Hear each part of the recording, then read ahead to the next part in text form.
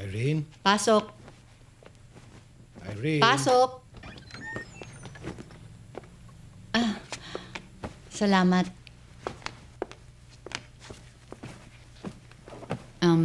Bakit nga pala kayo nag-away ni Neil?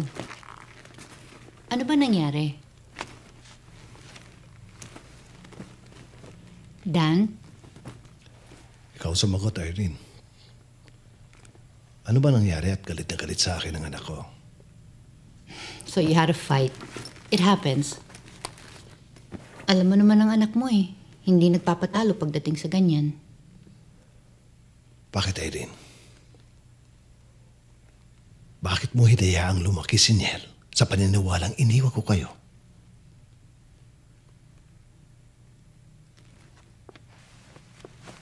I never taught him that.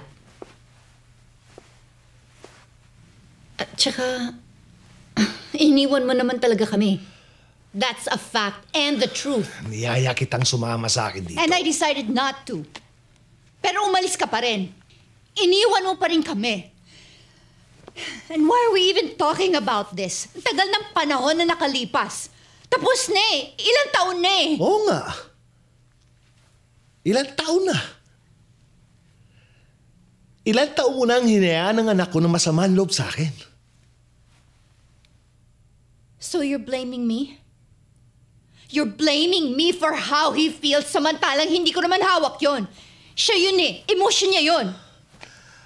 Sana man lang pinaliwanagan mo siya.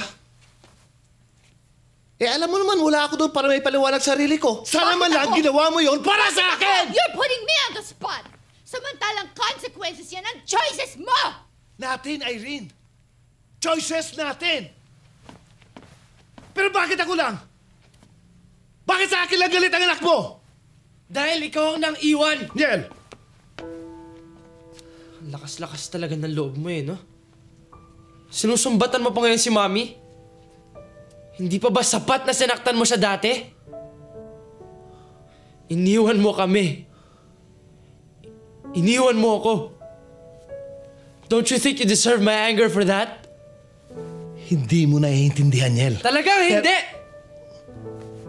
Hindi ko talaga maintindihan kung ba't mas pinili mo tong stupid farm na to kesa sa pamilya mo. Akala mo kasi alam mo lahat eh. Tingin mo magaling ka. Tingin mo hawak mo buhay ko. Sino ka ba? Ano bang nagawa mo para sa akin? Wala! Niel.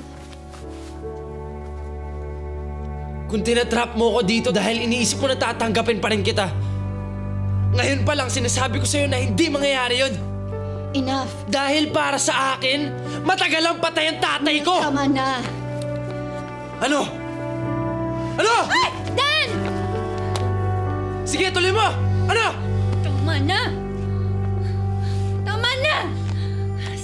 Ma! Tama na. Stop. Ma, ano ba? Niel! Just sign those damn papers already so I can leave this place! Niel, bigyan mo ng pagkakataon ng daddy mo. Huwag ka nang makialam. Hindi ka parte ng pamilya namin.